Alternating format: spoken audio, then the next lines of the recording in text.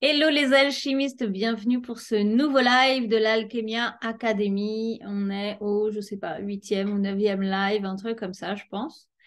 Et là, aujourd'hui, on va vraiment parler de matière, d'incarnation, de structure, parce que c'est bien beau d'aller débugger, d'aller connecter avec les autres mondes invisibles, mais l'objectif, c'est d'être pleinement incarné sur la planète, parce que sinon, en fait, il n'y a pas d'impact.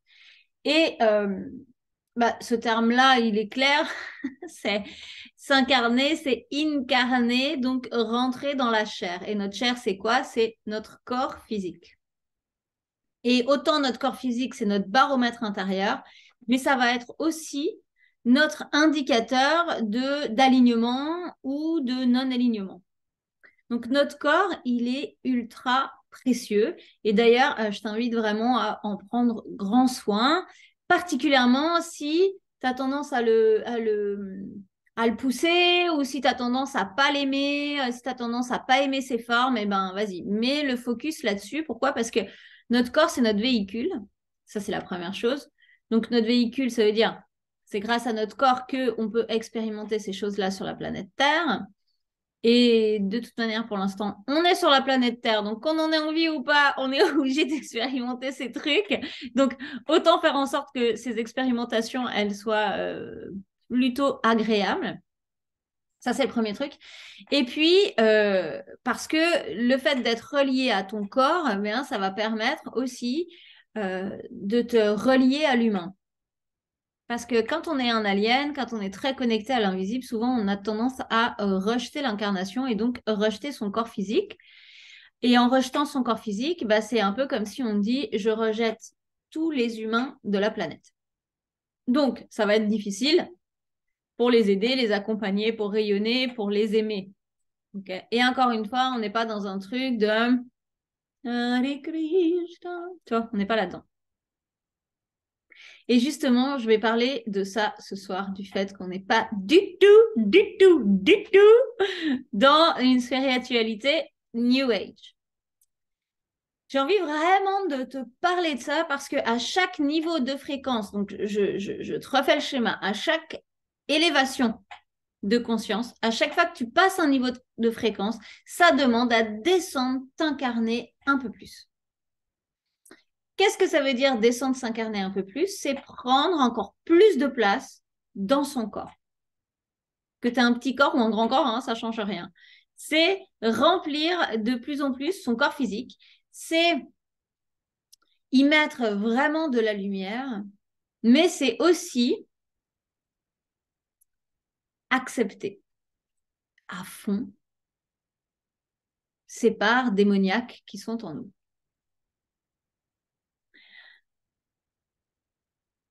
Qu'on se l'avoue ou qu'on se l'avoue pas, quand on est engagé dans un cheminement spirituel, on est là, ouais, mais il y a une part de nous qui dit, ouais, mais moi, je veux m'élever, en fait, je suis un ange incarné, je suis un alien et donc je suis lumière. Moi, le truc, c'était les années, les premières années, ça a duré peut-être les 5 premières années quand même, hein, où j'étais dans le bouddhisme, donc je suis restée 15 ans. Eh bien, au fond de moi, j'étais sûre que j'allais être le prochain Bouddha. Et alors, ça me fait marrer aujourd'hui, mais parce qu'en fait, le prochain Bouddha, il est dit que c'est Maitreya, et Maitreya, c'est le Bouddha de l'amour. Et il est représenté assis, donc ce sera sûrement un occidental, en fait. Et il a des traits féminins. Donc, des fois, il y a certaines traditions qui disent que pourquoi pas une femme? Et moi, j'étais là, ouais, what the fuck? C'est moi le prochain Bouddha. Je peux te garantir que c'est pas moi le prochain Bouddha. Enfin, garantir, non, je sais pas. Mais je pense plutôt que on est dans une ère, une époque où il n'y a pas un Bouddha, il n'y a pas un Messie. Il y a énormément de gens qui s'alignent avec ces fréquences-là. Il y a énormément de gens qui aujourd'hui sont capables de faire ce que Jésus a fait, ce que Bouddha a fait. Et en fait, avant, il y avait un prophète porteur de messages et aujourd'hui, on est plein en fait à apporter des messages similaires avec différentes fréquences. Mais en fait, il y a beaucoup j'ai le mot prophète qui me vient en tête, je ne sais pas s'il est très adapté ce mot-là, mais il y a beaucoup d'enseignants, de transmetteurs, et alors les générations d'après sont tous à fond connectés, quoi. Et ça, c'est normal. C'est-à-dire qu'avec l'évolution, bah, d'abord, il y en a un, puis deux, puis quatre, puis 10. Puis en fait, c'est exponentiel comme ça. C'est le principe de la suite de Chimabue et enfin de la spirale du nombre d'or, en fait. C'est que ça va en spirale et ça augmente. Pourquoi je te parle de Maitreya et de tout ça? Parce que justement, quand on est engagé dans un chemin spirituel, ce que j'entends très souvent, c'est ce discours de «Oh, mais non, moi je ne suis pas éveillée». Mais au fond de soi, il y a souvent cet orgueil qui dit «Ah, je suis quand même vachement éveillée, quoi». Ou «Ah, mais moi, je vais tout niquer. Moi, je vais être l'être parfait. Moi, je vais être cet ange qui est là sur Terre». Et en fait, en faisant ça, c'est hyper violent pour soi-même. Parce que ce qu'on oublie, c'est qu'un ange, bah, c'est un ange. C'est pas un humain. Donc un ange, il n'a pas la matière que nous, on a. Un ange, il n'a pas cette relation avec la structure, avec le chiffre, avec la matérialité, avec les manifestations. L'ange, il n'a pas cette connexion-là.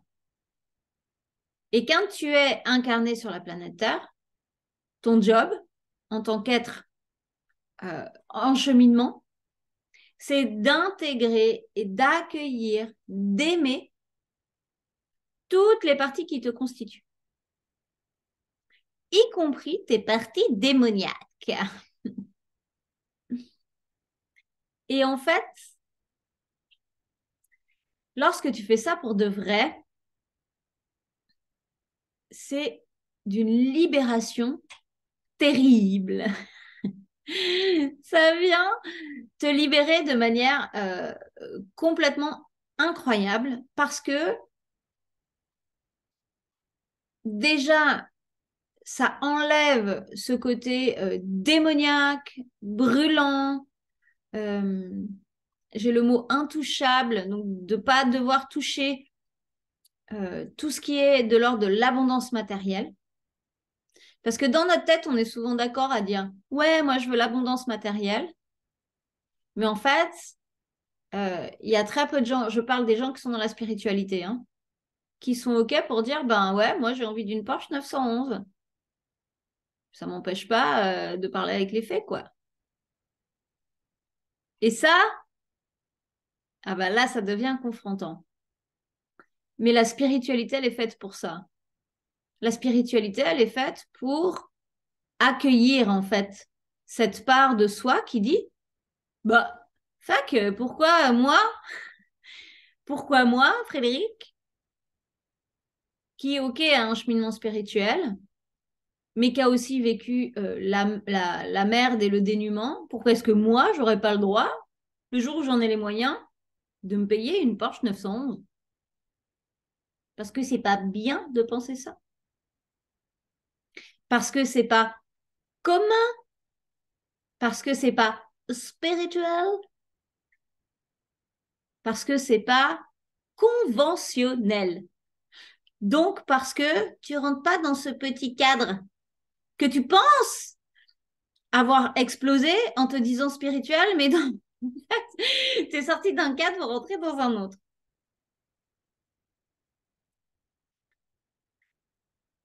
Et ça, pour arriver à accepter ça, ça demande à faire péter son plafond de verre. Et péter son plafond de verre, c'est aller voir qu'est-ce qui te retient. Et là, du coup, tu l'auras bien compris, on va parler d'argent, hein. D'argent et d'abondance. Parce qu'en fait, quand on parle d'abondance, on voit souvent les gens qui disent, bon, bah ok, moi je veux bien l'abondance matérielle, mais j'ai pas le droit à l'abondance d'amour.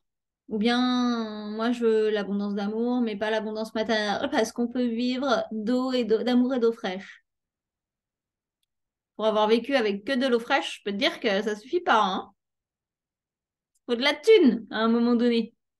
En fait, il faut de la thune pour aller prendre tes enseignements, il faut de la thune pour manger, il faut de la thune pour dormir, avoir un toit sur ta tête, pour être épanoui, pour faire plaisir aux autres, pour te faire plaisir, pour réaliser tes projets. Enfin, et en fait, c'est se mentir que de se dire que ça, quand on est spirituel, on n'y touche pas. C'est vraiment se mentir parce que dans toutes les traditions, alors en Occident, on est les rois du pétrole avec ça. Les plus grandes richesses en France ou en Occident, elles se trouvent dans les églises. Hein. Les trucs qui sont tout en or, quoi. Euh, En Orient, enfin en Asie plutôt, on fait des offrandes. Les temples sont très riches aussi. Les moines, pourquoi est-ce que les moines, en fait, ils n'ont pas d'argent? Parce que dans les communautés, c'est normal de donner une partie de ton salaire à la communauté monastique. C'est normal d'aller leur apporter des offrandes. Et moi, les enseignements que j'ai suivis, je peux te dire que ce qui est marqué en gros et proclamé dans les micros, ou que ton maître te transmet, c'est plus tu fais d'offrandes, plus tu as de mérite. Moi, j'ai à chaque fois vidé mes comptes bancaires pour faire les offrandes au maître. Bon, je ne sais pas vraiment si j'ai eu du mérite, mais ce que je veux dire, c'est quand même quelque chose qui est très, en fait, qui est très commun. Sauf que, ben nous, on se dit, ah oui, mais, eh bien moi, parce que, je sais pas moi, j'ai pas été mise au monastère à l'âge de 2 ans parce que je vivais pas dans une tradition où il y avait ça. Ben moi, j'ai pas le droit d'avoir des offrandes. Bah, tu fais comment pour vivre derrière, tu vois? Et là, au-delà des offrandes, donc les offrandes, c'est le premier palier, mais là, moi, ce que je veux parler, c'est vraiment de l'abondance. Parce que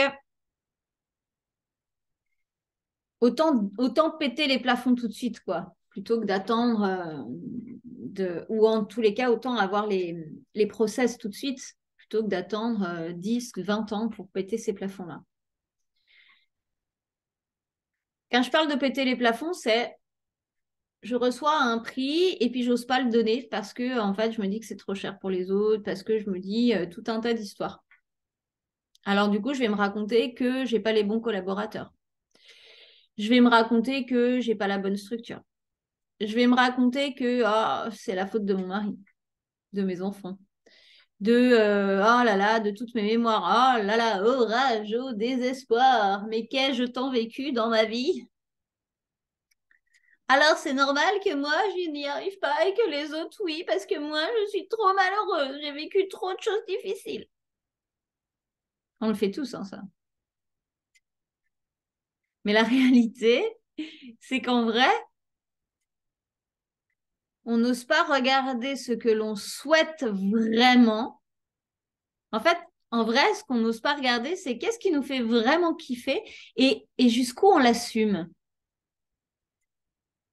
Et là, je suis pas en train de parler de mission de vie. Hein. Là, ce soir, j'ai vraiment envie de parler de notre individualité. Parce que pour être dans le Mahayana, donc pour réaliser notre mission de vie, le grand véhicule, ça demande d'abord à être réalisé soit dans l'Hinayana, le petit véhicule, donc dans notre propre vie, dans l'aisance de nous, dans notre rapport à notre corps physique. Et si je parlais du corps physique tout à l'heure, c'est parce que nos peurs, elles viennent se loger dans le corps physique.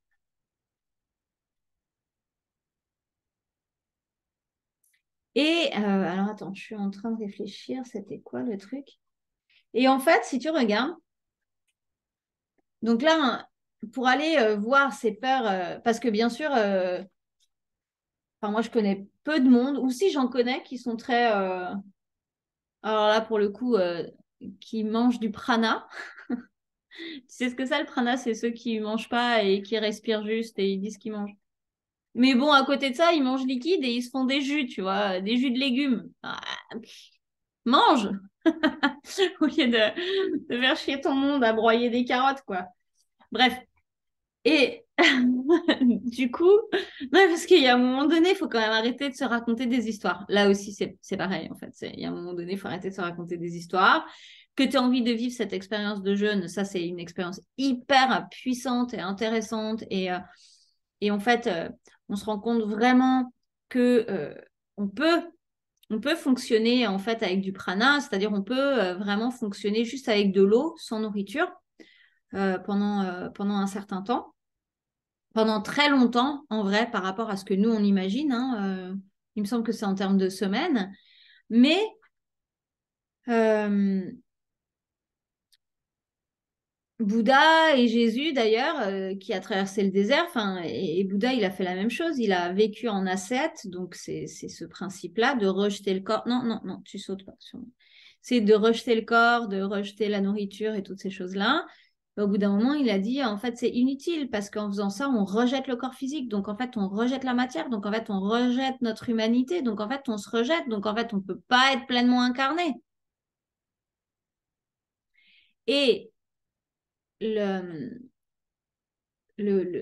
la vraie clé fondamentale, c'est cette clé luciférienne. C'est-à-dire, pour moi, la vraie connaissance, c'est l'alchimie et c'est la maîtrise de la matière.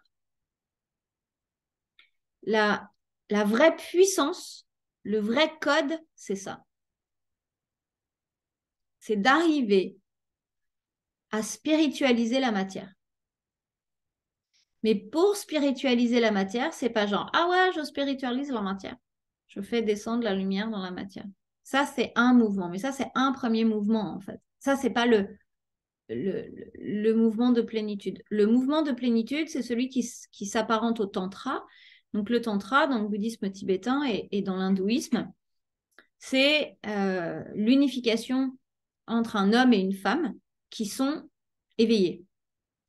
Donc qui ont déjà des grandes pratiques. Et pourquoi ça demande à être éveillé? Pour pas être dans l'attachement. Et en fait, à partir du moment où tu unifies ces deux polarités, donc ça veut dire deux êtres pleins et complets de manière autonome, et bien là, tu atteins des états de conscience supérieurs. Et le tantra, c'est la pratique la plus puissante et la plus élevée qu'il y a dans le bouddhisme. Alors, bon, il y a le powa, mais le powa, ça ressemble un peu à ça. C'est en fait, tu prêtes ton corps à une âme qui traverse ton corps pour pouvoir s'élever. Donc, en fait, les pratiques les plus puissantes d'élévation, elles passent par le corps physique. Et dans les religions monothéistes, ils l'ont bien compris ça. C'est-à-dire qu'on a squeezé cette partie-là. Parce qu'en squeezant cette partie-là, tu enlèves le pouvoir. Parce qu'à l'origine, il y avait Adam et Ève. Il n'y avait pas que Adam. Il y avait Dieu et les déesses. Il y avait d'ailleurs Dieu et Lilith. Lilith, en fait, on dit que c'est une démone, mais en vrai, on est allé retravailler dans une activation la dernière fois, et en fait, c'est la femme de Dieu. La femme de Dieu sur la planète Terre, la matière, Dieu, la lumière, la lune et le soleil. OK? Et c'est super important de se reconnecter à ces codes-là et de les remettre dans le bon sens. Parce qu'en fait, Lilith, on dit que c'est une femme qui prend les enfants, qui était la femme, la première femme en fait de Adam, mais en réalité, c'était sa mère. Et on dit que Dieu aurait rejeté Lilith du paradis parce que lors d'une union avec Adam, elle a voulu le dominer pour avoir l'égalité. Mais en fait, à mon avis, elle devait être en train de lui mettre une raclée parce que c'était un méchant garçon, quoi. Et donc, dans les histoires, on dit qu'elle a été bannie dans les enfers avec Lucifer. Mais Lucifer, c'est son fils aussi. Puisque c'est la symbolique de la divinité féminine. Et Dieu, c'est la symbolique de la divinité masculine. Mais quand tu diabolises la matière, eh bien, ça fait peur d'aller toucher la matière. Ça fait peur de s'y confronter. Et donc, du coup, tu implantes des codes négatifs et tu implantes des codes d'attachement. Les gens qui décident de faire de l'argent pour avoir de l'argent, donc les gros businessmen et tout ça, c'est pas des gens qui sont épanouis, c'est pas des gens du tout qui sont spirituels, c'est pas des vrais humains, hein. C'est des, comment on appelle, des morts vivants. Non, non, non, non, non, qu'est-ce que tu fais là? Voilà. C'est des morts vivants. Alors, eux, ils se pensent vivants parce qu'eux, ils peuvent prendre des jets, ils peuvent faire plein de trucs, mais que tu aies de l'argent ou que tu n'aies pas de l'argent, quand tu es un connard, tu es un connard. Et en vrai, le... heureusement que c'est pas diffusé en public parce que je crois que ça aurait été censuré par YouTube. Mais ça aussi, c'est très véhiculé dans les films et dans tout ça. Dans les films, ceux qui ont de l'argent, c'est toujours des cons, des prétentieux qui sont déconnectés d'eux-mêmes. Et les gentils, c'est toujours ceux qui n'ont pas d'argent. Enfin, il y a quand même un truc qui est hyper implanté en fait à l'intérieur de nous qui correspond complètement à ce que la religion nous a implanté en fait, hein. Et donc la religion, donc la société en fait, hein, judéo-chrétienne. Alors que l'argent, ça vient amplifier ce que tu es fondamentalement. Et il y a plein de gens qui ont beaucoup d'argent et qui font plein de projets humanitaires, qui redistribuent, qui font des choses magnifiques en fait. Il y a plein de mecs qui ont plein de thunes, qui font des investissements, mais qui investissent que dans des startups ou des entreprises qui ont un impact écologique positif ou un impact positif sur l'humain. Il y en a plein des gens comme ça, mais ce n'est pas de ceux-là qu'on parle le plus. Et donc, pourquoi je te parle de ça? Parce que quand tu te relis à ton corps, ça va être important de regarder quand tu te relis à ton corps et au développement, à ton déploiement dans la matière, donc à tes aspirations, parce que tu sais, ça c'est pareil, c'est ah, j'ai l'aspiration de j'en sais rien, faire des conférences devant 1000 personnes, ou de faire de la radio, ou de passer à la télé, ou de écrire des livres, ou de euh, faire un show. Comment ça, ce truc? Moi, j'ai l'image, mais j'ai plus le nom. Attends mieux. Euh, jouer dans un grand cirque ou j'en sais rien. Faire un show. Comment ça s'appelle ces restaurants qui sont sur les pistes et où c'est à moitié la discothèque là-haut. Euh, à Courchevel et tout ça. Bon, bref, on s'en fout en tous les cas. OK? Ce que je veux dire, c'est qu'il n'y a pas de. Je prends un peu tout ce qui me passe dans la tête en vrac, ou même il y a des gens. Oui, c'est ça, la folie douce, c'est ça. Tu vois, si c'est une aspiration.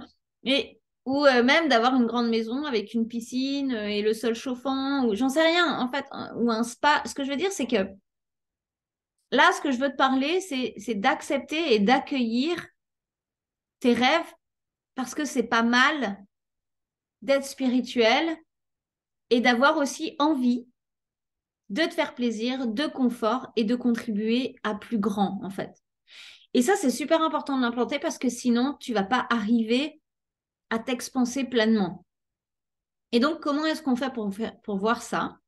C'est vraiment t'arrêter et aller regarder c'est quoi ta croyance autour de l'argent. De t'imaginer gagner 10 000, 100 000, 1 million par mois, j'en sais rien. Une somme qui pour toi est super importante, qui te semble importante. Et donc en méditation ou dans un moment de calme ou en écriture hein, automatique, tu vas te visualiser avec cette somme. Tu vas visualiser cette somme qui vient. Donc, il faut que tu prennes une somme qui te semble cohérente, mais importante quand même aussi. Si tu t'imagines avec 4 millions ou milliardaire, tu vas t'imaginer peut-être avec un jet, des loups-boutins, claquer du fric, mais ça va être trop abstrait, ça va être un peu comme dans un film en fait. Donc là, il faut que tu prennes vraiment une somme qui soit en résonance en fait avec ce que tu penses être capable de générer, mais qui est un peu ton max du max, quoi. Donc c'est quelque chose que tu sais qui est possible. Parce que autour de toi, il y a des gens qui l'ont fait, ou parce que tu es passé pas loin, ou parce que, enfin voilà, des trucs comme ça. Et donc, du coup, tu vas sentir cette somme-là qui vient à toi, et tu vas regarder dans ton corps comment ça se passe. Alors, ça demande à être vraiment, vraiment en transparence. Il faut vraiment respirer avec dans ton corps, et tu vas regarder ce qu'il y a.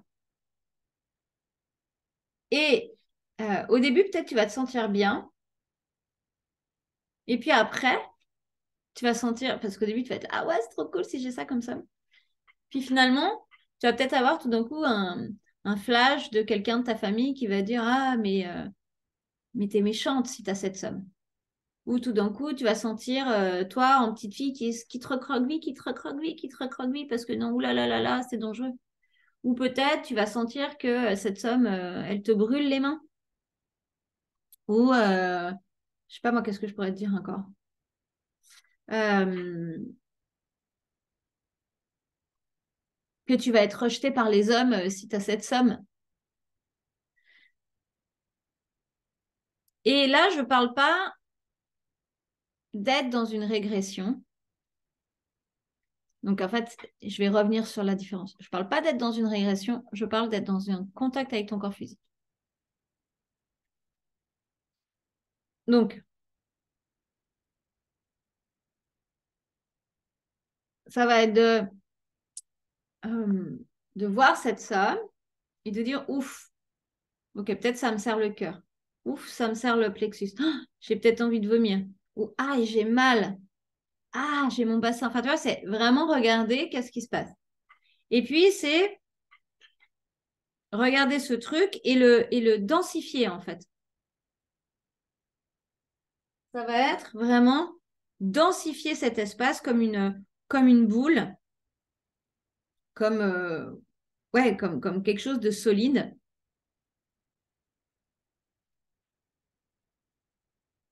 Et puis ensuite, c'est aller voir ce qu'il y a dedans.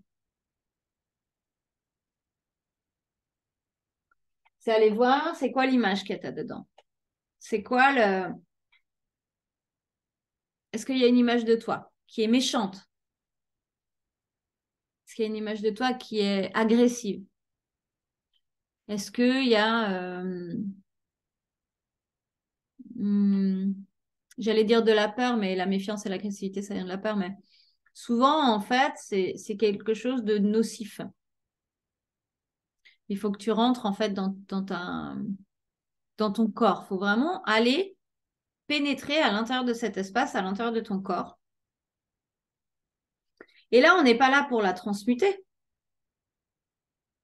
On est là juste pour l'accueillir. Puis ça change tout au niveau du corps physique. C'est-à-dire que là, on n'est pas là pour reprogrammer. On est là pour intégrer cette part luciférienne. C'est ça que je parlais. C'est-à-dire, si par exemple tu dis, oui, je suis...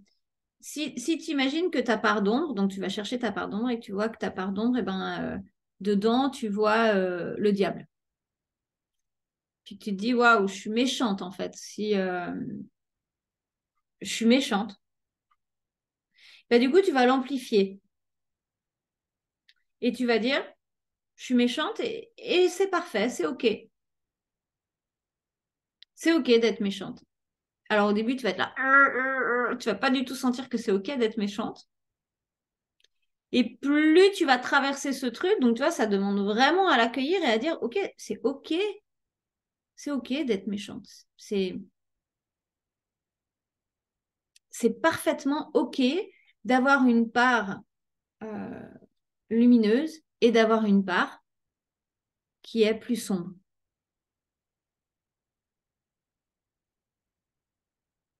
Eh bien, c'est parfaitement OK de tout brûler. C'est OK de détruire. C'est parfaitement OK d'être destructrice. C'est OK. Parce qu'il y a cette part d'ange et cette part de démon.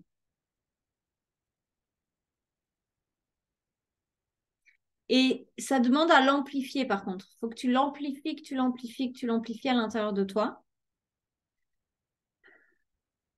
jusqu'à ce que ça lâche. C'est-à-dire, c'est OK d'être méchante. C'est OK d'être agressive. C'est OK d'être...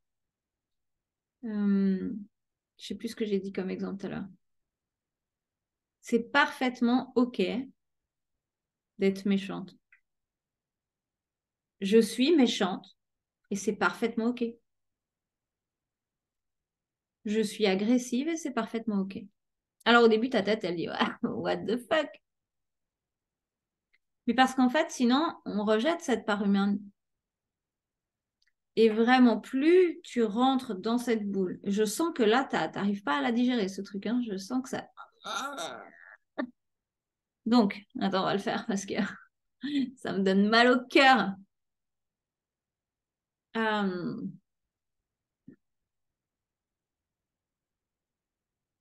c'est descendre dans cette boule et regarder comment tu te définis, en fait. Comment toi, à ce moment-là, tu te définis. Donc là, tu as eu une vision, mais comment est-ce que toi, tu te définis?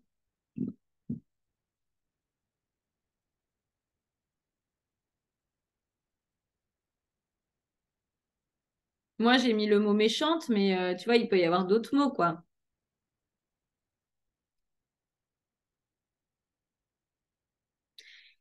Parce que c'est ça, en fait, qu'il est important d'intégrer.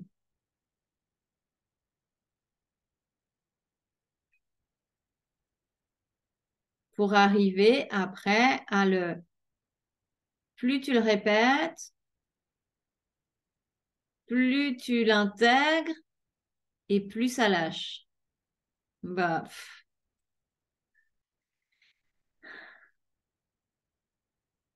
alors, avec ce que tu es en train de noter, tu m'étonnes que tu peux pas être dans ta puissance, hein. Parce que là, c'est je suis puissante, mais je suis pas cool. Je suis un peu sadique dans cette puissance. Bah, c'est aller regarder ce côté sadique. Tu vois, là, c'est en train de descendre dans ton corps, je sens. Et c'est le fait de dire, OK, je suis sadique. Je suis sadique et c'est parfaitement OK. Et c'est de le répéter, en fait, jusqu'à ce que ça passe. Je suis sadique et c'est parfaitement OK. Et c'est vraiment le répéter, le répéter, le répéter, jusqu'à un moment donné où le truc qui rentre à l'intérieur de toi, il n'existe plus. Mais ça, il faut d'abord l'amplifier, en fait. Et c'est en te connectant à ton corps que tu vas voir comment l'amplifier.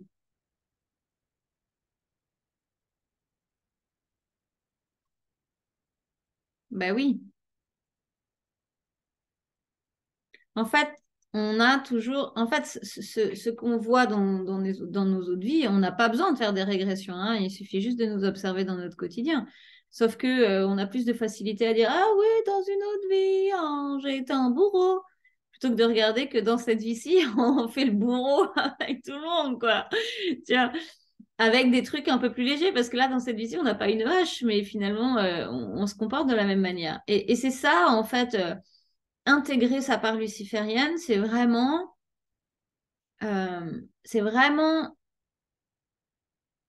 d'accueillir ce truc. Moi, j'avais le diable en face. Et ça faisait quelques jours que j'avais le diable, mais je le voyais vraiment avec la tête de diable, hein, comme on la représente et tout. J'étais là, putain, what the fuck, c'est quoi le délire? Et je faisais que de me dire, ah oui, mais il faut que je le regarde dans les yeux, que je regarde derrière, c'est Lucifer, c'est la lumière. Alors ça marchait, sauf que le truc, il revenait. sans arrêt. Parce qu'en fait, qu'est-ce qui était à regarder? C'est je suis diabolique et spirituel. Et donc, je vais avoir ma Porsche 911. Basta, non négociable.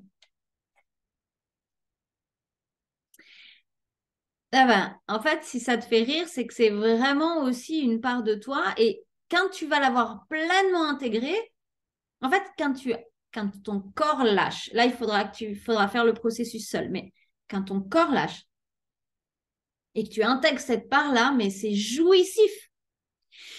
C'est juste un truc de dingue. Parce que tu arrêtes de sélectionner des parties de toi, tu arrêtes de juger que c'est pas bien d'être sadique. Tu l'es. Donc, juste accueille que tu es sadique. Je suis diabolique. Ok, je suis diabolique. Et donc, derrière, c'est dire, ok, qu'est-ce que je fais avec ça?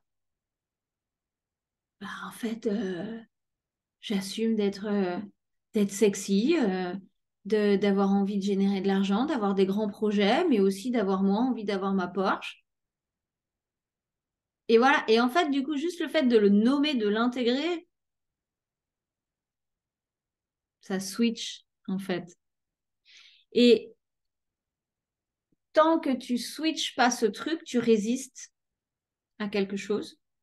Tu l'affirmes pas au monde. Donc, en fait, c'est comme si il y a toujours une part de soi qui dit pas la vérité. Alors là, on prend ça revient, hein, ça, hein, parce que là, je vous prends un exemple de process, mais qui va revenir, hein. Mais c'est cette histoire d'authenticité dont je parle souvent. C'est ça, l'authenticité, c'est être dans sa vérité.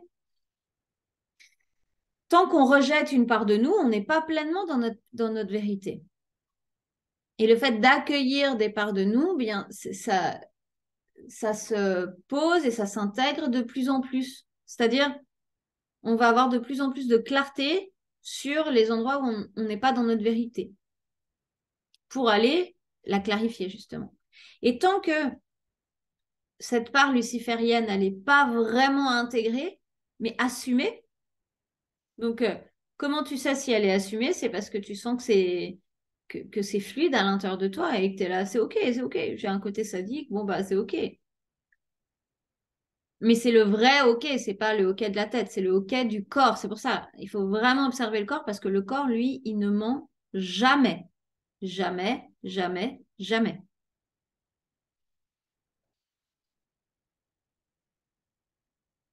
Ouais, en fait, quand on fait ce processus, le nettoyage, il est ultra rapide.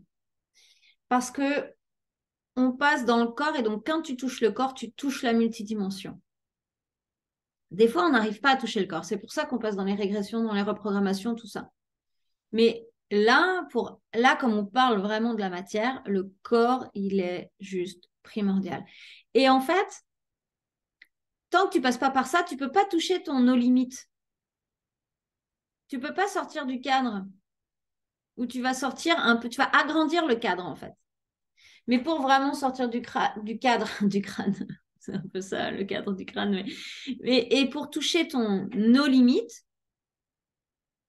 eh bien c'est accueillir ces polarités-là.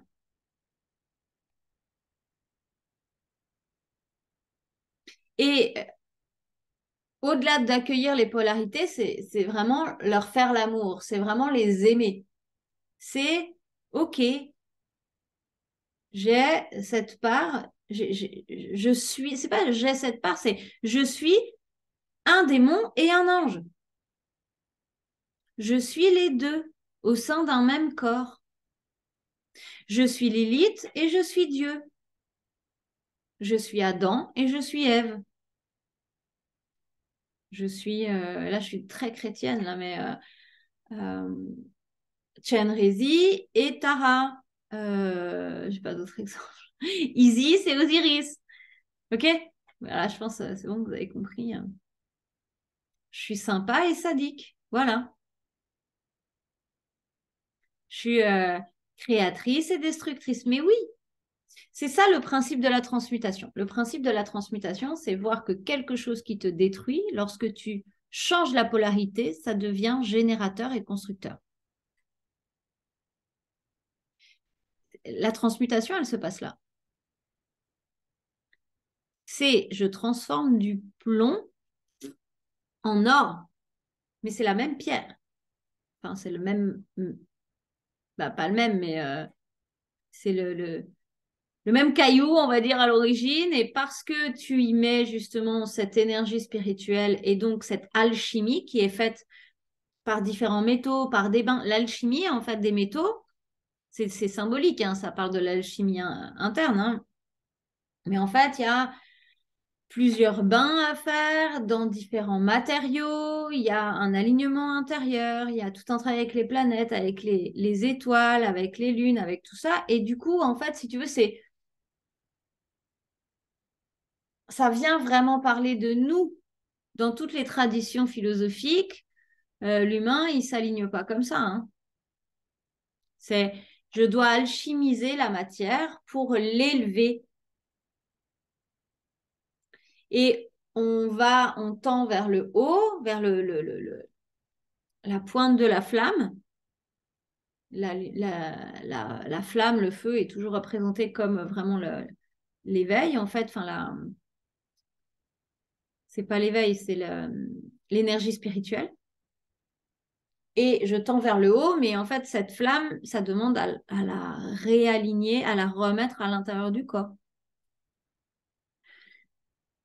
pour venir travailler les matériaux qui sont lourds, des émotions, des peurs, des parties de soi qu'on sélectionne. Et en fait, c'est ça. Et plus on accueille ces polarités, plus on est plein et complet et plus on est juste nous. Parce qu'en fait, à partir du moment où tu acceptes que tu es démoniaque et spirituel, par exemple, ou que tu es sympa et sadique, quand tu seras sadique, les gens ils peuvent te faire des réflexions, tu n'en as rien à foutre, tu sais que tu es ça. En fait, c'est ça le truc, c'est voir que la crise de... Ben, en fait, si tu as des crises de foi, c'est que ça demande à être exprimé. En fait, c'est ça la violence du cheminement spirituel, c'est que on met ces parts de nous qu'on n'aime pas en prison. Ça se transforme en cancer à terme. Hein. Et si je la fais très très rapide, mais en gros sur une vie, ça se transforme comme ça. Et là, du coup, c'est le fait de dire, OK, j'ouvre la prison parce que ce truc qui me fait peur, qui est démoniaque, qui est incontrôlable, ben, c'est aussi moi. Et c'est parfaitement OK d'être comme ça.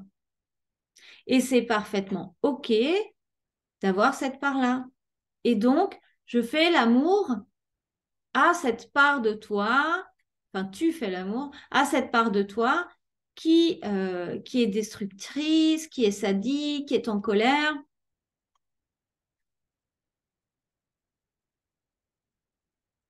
Qui est manipulatrice, qui est démoniaque, qui est, enfin, j'ai pas d'autres mots, mais et c'est le fait de dire, et c'est ok d'être comme ça. Et du coup, au lieu de te flageller parce que ton rêve c'est d'avoir une Porsche, mais qu'en fait il faut pas le dire parce que c'est pas bien, ou que tu le dis, mais que toi à l'intérieur de toi tu trouves que c'est pas bien parce que tu pourrais faire d'autres choses, et puis que finalement machin nanana, fuck, un jour tu auras une Porsche et tu l'auras. Parce que sinon, en fait, tu te mens à toi-même, tu l'as pas. Et donc, si tu te mens à toi-même sur ce genre de truc, ça veut dire que tu te mens à toi-même sur d'autres trucs aussi. C'est ça, en fait, hein, qu'il faut regarder. On s'en fout de la Porsche ou pas de la Porsche. La vérité, c'est que c'est voir les endroits où on se ment. C'est voir que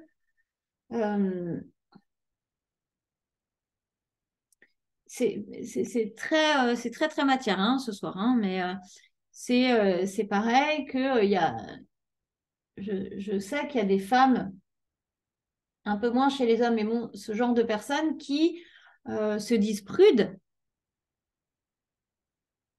mais qui en fait, s'il y a la confiance en face et s'il y a le cadre, il n'y a plus du tout de retenue, quoi.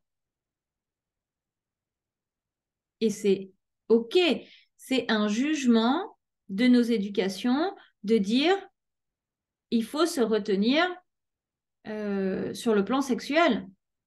Bah, c'est fait pour te faire plaisir, hein, quand même, le truc à la base, hein. Donc, si tu te retiens, tu te fais pas plaisir. Enfin, tu vois, il y a quand même. Mais pour pas te retenir et être vraiment dans la fluidité de ce que tu as envie et de ce que tu veux expérimenter et vivre avec ton partenaire ou tes partenaires, si ça fait partie de ton kiff, et bien du coup, c'est revenir dans son corps et c'est accepter que oui, il y a cette part-là qui est importante dans ta vie. Et cette part, elle aura une importance plus ou moins grande en fonction des gens, en fonction de ton histoire, de qui t'es, de tout ça. Mais tant que tu retiens cette part-là, tu retiens une partie de toi parce qu'en fait, tu t'autorises pas. Alors en plus, j'avais pas vu, mais c'est vrai qu'en plus, le plaisir charnel, il est d'autant plus puissant que ce rapport avec le côté matériel. Parce que là, c'est comment j'incarne vraiment mon corps, comment je m'autorise à avoir du plaisir avec juste mon corps et pas que avec ma psyché, en fait. Et à partir du moment où tu es bien, en fait, c'est ça qui est intéressant, c'est que quand tu travailles ta Shakti, tu dois d'abord l'incarner seul, c'est-à-dire incarner ton féminin, être vraiment en reliance avec ton bassin, être en reliance avec ta sensualité, avec éventuellement ta sexualité seule. Et après, là, tu peux être en reliance avec l'autre. Le chat est d'accord. C'est pas l'autre qui va t'apprendre ça. Bah, tu peux initier, mais en fait, c'est ça aussi, c'est que à partir du moment où toi, tu es vraiment dans la sérénité de ton corps, hein, et à l'aise et bien avec ton corps, sans qu'il soit magnifique, on s'en fout de ça. C'est juste être bien avec son corps et être sincère avec ses désirs à soi et partager ses désirs à l'autre et être à l'écoute de l'autre, en fait. Parce que c'est ça, en fait, hein, la sexualité, ça se fait normalement euh, à deux ou plus. Mais, enfin, moi, je suis pas partisane de ça, mais chacun, après, fait comme il a envie. Mais euh, ce que je veux dire par là, c'est que c'est comme dans une collaboration professionnelle. C'est pareil. Si tu te connais pas assez toi, tu vas te laisser prendre dans les énergies de la collaboration professionnelle, où l'autre va s'appuyer sur toi, où il va pas y avoir quelque chose d'égalitaire. Eh bien, au niveau de la sexualité, c'est la même chose. Et comment est-ce que tu trouves ce truc égalitaire? Ben, où est-ce que toi, tu es à l'aise? Qu'est-ce que toi, tu as envie? Qu'est-ce qui, toi, te fait plaisir? Qu'est-ce que toi, tu as envie d'expérimenter? Et quand tu es à l'aise avec ton corps, tu peux initier l'autre, par contre. Ça, c'est vrai. Et donc permettre à l'autre de découvrir lui, son corps et ses principes et de sortir des frustrations et être dans sa fluidité. Et c'est ça le principe du tantra, c'est deux personnes qui se connaissent elles-mêmes et qui sont chacune dans leur fluidité et dans le respect de leurs désirs euh, et de ce qu'elles n'ont pas envie aussi, justement, et qui se rencontrent. Et là, il n'y a pas de forme, en fait. Là, euh, ça peut être tantrique, ça peut être très spirituel, ça peut être très, comme on dit, animal, ça peut être long, ça peut être rapide. En fait, là, il y a plus de cadre, en fait. Justement, à cet endroit-là, le cadre, il explose. Le cadre, il explose à cet endroit-là parce que tu te connais. Tu connais autant ta putain que ta déesse. Et donc, c'est vraiment le sujet de ce soir, c'est-à-dire, là, on est parti sur le corps, mais dans ton activité, dans ton expansion spirituelle, c'est la même chose. Et encore une fois, l'expansion spirituelle, elle se fait parce qu'on s'incarne. Donc, il y a un moment donné, si tu n'es pas bien avec ton corps, si tu n'es pas à l'aise avec ton corps, si tu n'es pas à l'aise avec ta partie luciférienne, donc avec ton démon, tes démons intérieurs, dans le fait de dire, bah oui, j'ai des démons, je suis humain, et je les connais, mes démons. Parce que le truc, c'est ça, c'est que quand tu connais tes démons, ben, du coup, ils sont vachement moins présents. Quand tu les acceptes, ah bah, tout d'un coup, ils se barrent. Ou, voilà, tu sais que ça fait partie d'un vice, tu vois, c'est comme si tu as des tendances à l'alcool, j'en sais rien, parce que dans ta famille, ou parce que, ou à n'importe quel vice. Bref, si tu as des tendances à abuser de substances, bon, bah, tu sais que tu as ces vices-là, donc tu es vigilant.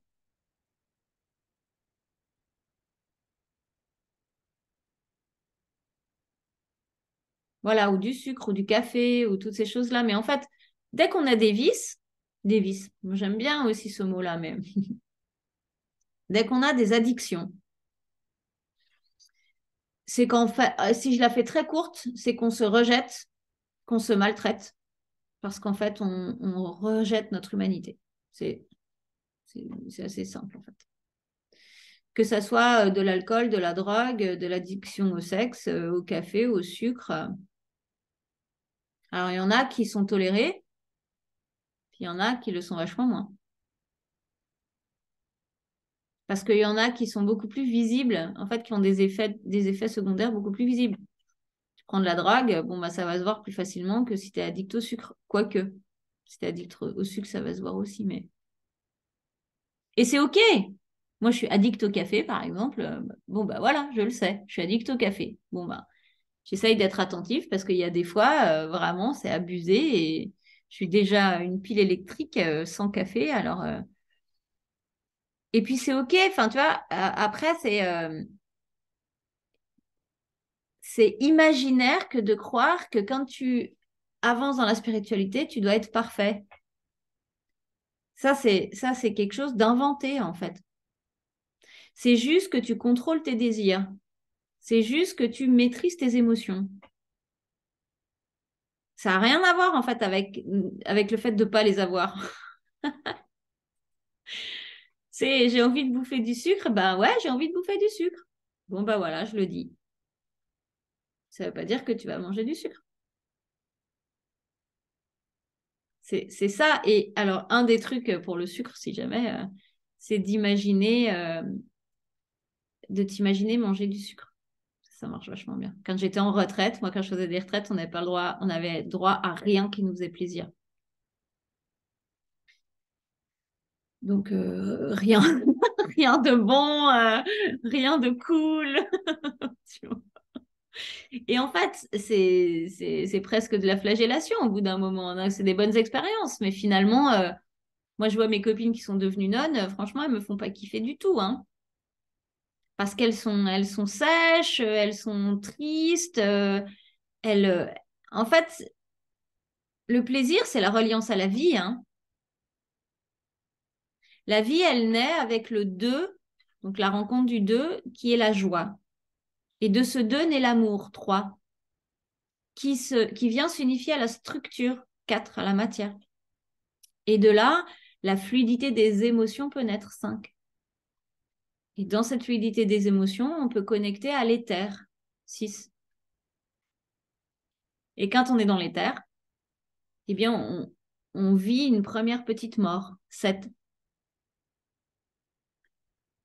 La mort d'un soi, la mort d'autre chose, qui nous permet d'arriver au 8. Et le 8, c'est quoi? C'est le lemniscat, c'est l'unification des deux, mais c'est aussi la manifestation dans la matière. Le 8, c'est vraiment le symbole de la communication, de l'échange, mais aussi de la matérialisation des choses. C'est l'abondance, le 8. Et le 8, c'est le lemniscat, c'est l'unification des opposés. Et parce qu'il y a ce 8, il y a la naissance du 9. Donc, le 9 dans la naissance, et de ce 9 naît l'équilibre des opposés entre le 1 et le 0. Et là, tu as tout ton cycle de création. Et là, tu as les cycles successifs que l'on vit tous.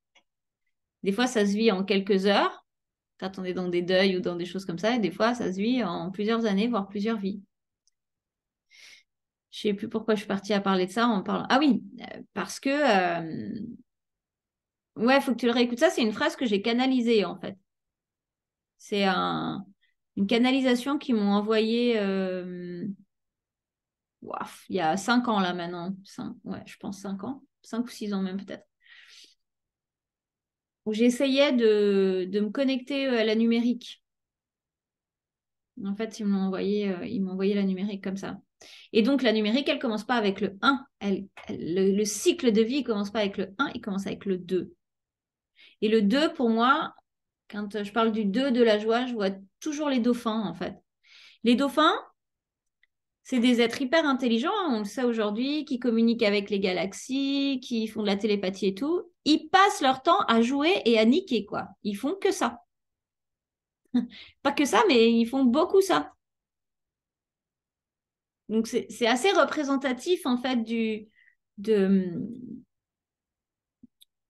de l'énergie terrestre et de comment nous, en fait, on a remanié les choses. J'ai compris que tu voulais sortir, mais il faut que tu attendes que j'ai terminé.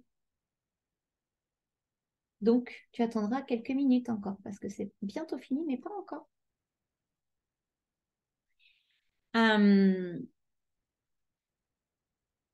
Et c'est ça, en fait, faire l'amour avec ses polarités. C'est aussi se dire, allez, défi, là, je craque pas pendant une journée dans mon addiction au sucre. Et, Mm. Et du coup, euh, ça va être, je pense que tu vas tomber là, parce qu'il y a le vide entre mes jambes. C'est, hop, attends. Oui, en fait, voilà, c'est ça. C'est là où je voulais en venir. J'ai été perturbée par Nala. Mais euh, en fait, c'est arriver à poser ton attention ailleurs. C'est pour ça, en fait, qu'en méditation, la méditation de base, c'est Shiné. Shiné qui est la concentration sur la respiration, qui te permet, en fait, d'éloigner tes pensées, de ne pas prendre le flux des pensées, de revenir, en fait, vraiment dans ta respiration. Euh, Parce que les émotions, c'est pareil. Les émotions, elles arrivent, elles arrivent. Oh là là, je doute de moi. Oh là là, je suis pas bien là. Tout va bien. Ça, c'est qu'une pensée. Oh là là, j'ai pas rentré assez d'argent, tout ça. Je me connecte à l'abondance, à mes guides. Je sais que ça va passer. Je regarde à l'intérieur de moi. Hop, et là, je repars et je fais d'autres actions. C'est ça, en fait. Ton esprit, c'est pour ça qu'il faut apprendre à contrôler son esprit, à maîtriser son esprit, pas le contrôler, parce que le contrôler, il y a la notion de le fermer. Mais maîtriser son esprit, c'est pas ne plus le laisser parler, c'est juste dire, je t'ai entendu, mais non. C'est comme on dit à un enfant. Ariette, elle tape du pied. Ouais, je veux le t-shirt rose. Ben non. Tu as déjà 15 t-shirts roses dans ton armoire. On n'a pas besoin d'un t-shirt rose. Oui, j'ai le droit d'abord. Oui, ça fait partie de tes droits, mais c'est moi qui vais payer et décider. Donc là, je décide que non. Tu vois? Et en fait, c'est la même chose. Pour parler à son esprit, c'est exactement du même ordre, hein. C'est j'ai entendu que tu voulais manger un bonbon ou du chocolat, mais tu vas boire de l'eau chaude. Et en fait, en vrai, ce qui se passe, c'est que quand on a des addictions comme ça en lien avec la nourriture, c'est qu'on a un manque affectif, donc on se remplit. Et qu'est-ce qui va te permettre, toi, de te remplir? C'est de te remplir par de l'amour. Donc, par de l'amour, par de la lumière. L'eau chaude, moi, je trouve que dès qu'il y a une addiction, parce qu'en fait, en vrai, ce qu'on a besoin, c'est la succion. C'est le contact avec la bouche qui est relié à la tétée maternelle, en fait, hein. Et donc, c'est qu'il y a à un moment donné ce besoin, enfin, cette sensation de séparation qui, euh, qui est trop grande parce qu'il y a un état de stress, parce qu'il y a tout un tas de choses. Et donc, du coup, on a besoin de se remplir. Et à partir du moment où tu mets quelque chose dans la bouche qui va avoir la même sensation, bah, du coup, ça calme. Donc, moi, aujourd'hui, l'eau chaude, ça me va. Mais à l'époque où je faisais des boulimies ou des trucs comme ça, de prendre du thé ou du sirop. Alors, ouais, le sirop, il y a du sucre, mais au moins, ou bien un bonbon à la menthe dur. Le truc, et tu le croques pas, quoi. Le truc, tu le suces et c'est tellement fort que ça t'arrache la gueule, donc t'en manges qu'un, quoi. Et en fait, si tu veux, c'est trouver ces trucs-là.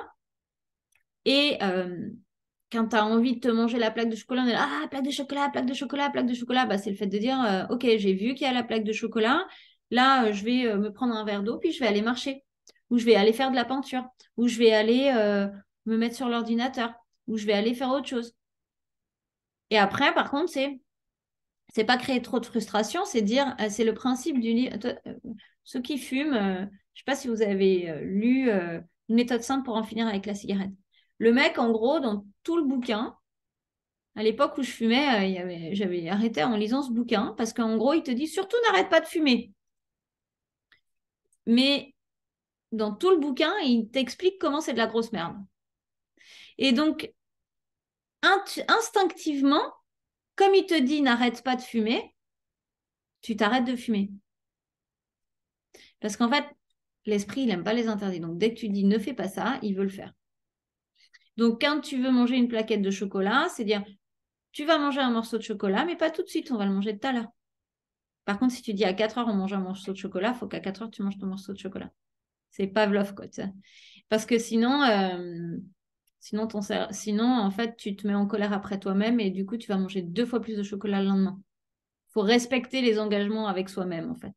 Et petit à petit, bah, tu t'habitues à, au lieu de manger une tablette, bah, tu vas manger une barre. Je ne sais pas si ça existe encore, les barres, parce que maintenant, j'ai l'impression que c'est des carrés énormes. Ou un gros carré.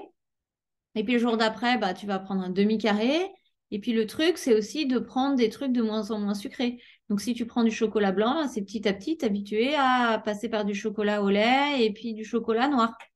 Du chocolat noir qui a des petites noisettes, des petits machins dedans et tout. Et en fait, plus tu t'habitues à diminuer, plus ton palais s'habitue aussi à avoir moins de ce sucre et il est moins en demande. Et puis après, tu manges un demi, un demi-carré de chocolat, t'en as plein la bouche en fait. Mais ce qu'il faut voir avec ça, c'est que au-delà d'une gênance personnelle de... Parce que là, ce que j'entends, c'est le vrai truc, c'est j'arrive pas à me contrôler. C'est ça le vrai problème. Et le contrôle, c'est une blessure de trahison. Donc du coup, c'est voir aussi à quel endroit tu te trahis. Et déjà, juste le fait de ne pas accepter d'être sadique, destructrice. C'était quoi l'autre truc? Il y avait un autre truc. Déjà pas mal, mais. Et ben du coup, c'est en fait, c'est se culpabiliser, c'est s'autodétruire en fait de manger ces trucs-là. Parce que plus tu te respectes, plus tu te rends compte que, oh là là, ça te fait trop mal et c'est trop sucré. Et plus tu t'habitues à en manger de moins en moins, donc sans être trop frustré, plus tu te rends compte que ton palais, en vrai, il n'est pas capable de manger des machins aussi sucrés. Ça, j'ai l'image de la barre de Snickers là dans la tête, je sais pas pourquoi. Je me rappelle pas, mais je devais sûrement manger beaucoup de Snickers, j'imagine. Et ma grand-mère, elle nous donnait des nuts, là, des Bounty, des trucs. J'ai l'impression que c'est moins à la mode, tous ces machins-là. Mais dans tous les cas, quand j'étais gamine, il y avait ça. Et il y avait des sneakers. Et les sneakers, c'est du chocolat, des noisettes, du caramel, de la mousse de je sais pas quoi. Enfin, le truc, quand tu réfléchis, c'est juste... Le mec qui a inventé ça, il a quand même craqué, quoi. Et ben, j'avais trouvé comme technique de le manger le plus lentement possible. Donc, de le manger, c'est un peu le même délire qu'avec les bonbons à la menthe. De le manger, mais de prendre le plus de temps que je pouvais en le mangeant.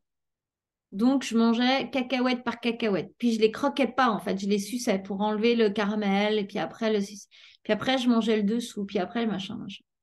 Et du coup, à force, en fait, quand tu manges comme ça, tu te rends compte que t'as pas besoin de le manger en entier. Parce que pourquoi on mange ces machins dégueux, hyper sucrés en entier? Juste parce qu'on ne laisse pas le temps à notre cerveau de capter ce qu'on vient de manger. Parce qu'on le mange trop vite. Et c'est d'ailleurs le principe de si tu manges doucement, tu vas manger vachement moins que si tu manges vite. Parce qu'en fait, le cerveau, l'estomac n'a pas le temps d'envoyer les informations au cerveau comme quoi il est plein. Mais si tu manges doucement et que tu mâches bien, bah, il a le temps d'envoyer au cerveau qu'il est plein. Donc, du coup, tu le rétrécis parce qu'il se remplit moins vite, parce qu'il y a ça aussi, hein, en fait. Et donc, cette histoire de sneakers, bah, à force, tu te retrouves à manger une bouchée de sneakers, c'est bon, t'es blindé, quoi. Parce que y a tous ces goûts. Et puis, aujourd'hui, moi, je suis incapable de manger ces trucs-là. C'est beaucoup trop sucré, quoi. Alors que je mangeais vachement ces trucs-là, mais mes cousins, ils m'appelaient Miss Bonbon, quoi. Donc, je pense que j'avais tout le temps des bonbons dans les poches quand j'étais gosse. Donc, et là, c'est vraiment la magie de la spiritualité, c'est que tout est possible, on est complètement reprogrammable. Il faut juste se laisser le temps de se reprogrammer et s'engager dans cette reprogrammation, c'est tout. Et donc, ce sucre, typiquement, si tu vas regarder par écrit ou en méditation, qu'est-ce que c'est pour toi ce sucre? Qu'est-ce qu'il y a derrière? À quoi il correspond?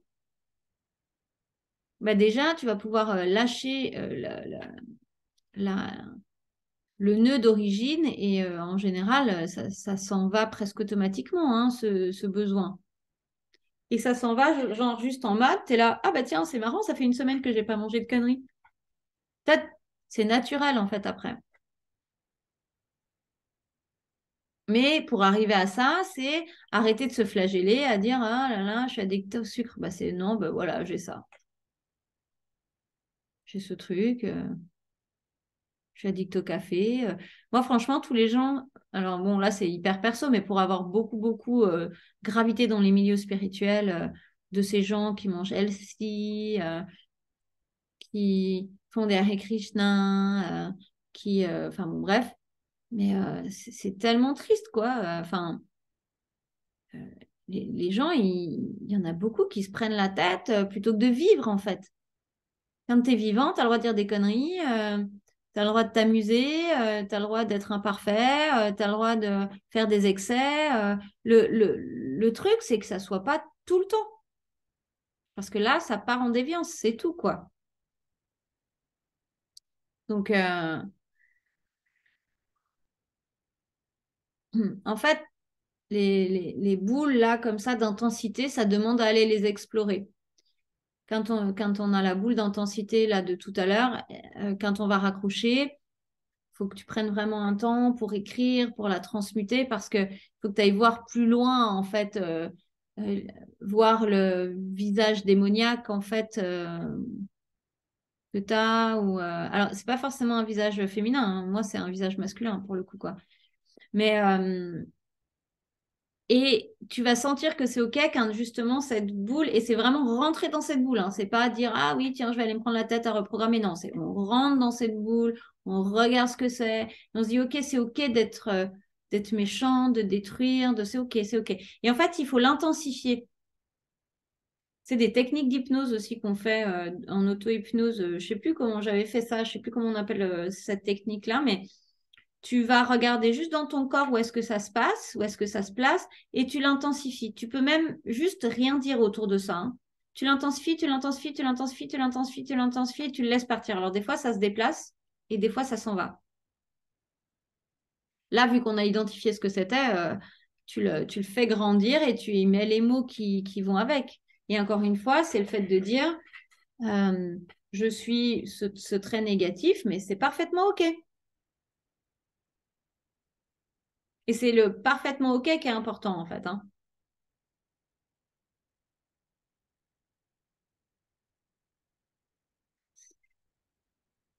OK.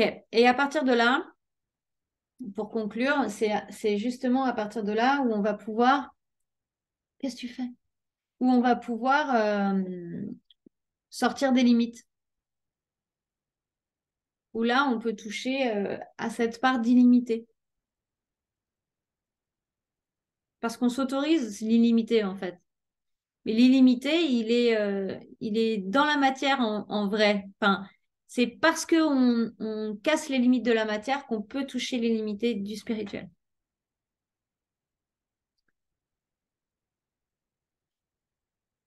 Ouais, on va s'arrêter là pour aujourd'hui. Parce que là, il y a déjà, je sens que ça, je vois les codes qui descendent, qui descendent, qui descendent, qui descendent, qui descendent, ça télécharge et tout, ça va bouger quand même ça va bien bouger pendant les prochains jours. Donc, prenez vraiment le temps d'explorer ça et vraiment de prendre le temps de l'explorer. Ça veut dire, ça se fait pas tout le temps en une journée. Déjà, ce que j'ai vu dans les personnes que j'accompagne, vous allez hyper vite. Mais c'est dans cette vitesse, c'est important de voir que bah, il y a des trucs, ça prend quelques semaines, voire il y a des problématiques, ça prend quelques mois. Mais à l'échelle d'une vie, et alors encore pire à l'échelle de l'humanité, quand tu replaces les choses à l'échelle de l'humanité, tu te dis, tu vois, la dernière fois, j'étais à mon cours de philo et il parlait du règne égyptien qui a duré plus de 3000 ans. Et il était là, oui, bon, il y a eu une petite période de réajustement. Bon, ça n'a pas vraiment duré très longtemps, ça a duré 300 ans. Puis là, tu es là. En gros, je me suis réincarnée 5 fois quoi, dans cette période. Parce qu'à l'époque, on mourait jeune. C'était là, ok. Bon, bah, ça va bien hein, de passer quelques jours là à se prendre la tête. Tu vois, enfin, en fait, quand on remet les choses à l'échelle, ça nous permet aussi de sortir de l'ego et de dire, ah, moi, mon Dieu. 20h20, j'adore. All right. Donc, laisser descendre, retravailler, explorer les différents axes, parce que là, il y a l'axe du corps, il y a l'axe de la sexualité, il y a l'axe de l'abondance, il y a tout ça, c'est lié quand même avec l'énergie luciférienne. Et encore une fois, je rappelle, Lucifer, c'est l'ange qui amène la connaissance sur Terre. Donc, la connaissance, c'est la transmutation de la matière. Et donc, pour transmuter la matière, il faut être dans la matière. Sinon, on ne peut pas la transmuter. Donc, dans son corps, dans ses polarités, dans sa pesanteur. Puis c'est là où, en fait, on peut vraiment créer des miracles.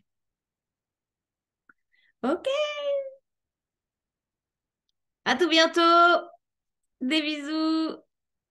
Ciao, ciao.